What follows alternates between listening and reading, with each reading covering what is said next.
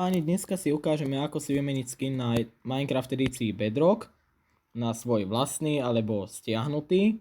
A to sa robí tak, že si na Minecrafte zídete do kolónky šatňa alebo dressing room. Vyberiete si vytvoriť postavu, dáte si klasický vzhľad, dáme si vytvoriť a ten náš zvolený skin si musíme stiahnuť cez Google zo stránky napríklad Skindex, Novaskin alebo ďalšie rôzne tieto stránky, na ktorých si viete vytvoriť vlastný Minecraft skin. A tam si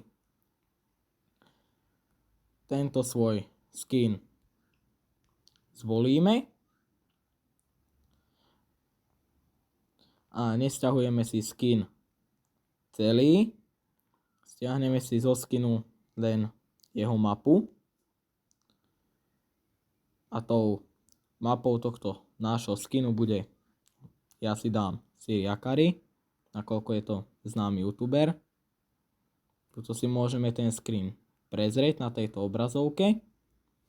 Nedáme upload to minecraft.net, ale dáme si len download a stiahneme si takúto mapu. Počkáme, kým sa nám stiahne. Otvoríme si aplikáciu Minecraft. Počkáme, kým sa nám načíta. Tuto si zvolíme kolónku vlastné vzhľady. Dáme vybrať nový vzhľad. Tu si vyberieme túto mapu nášho skinu. Počkáme, kým sa nám Minecraft znovu načíta.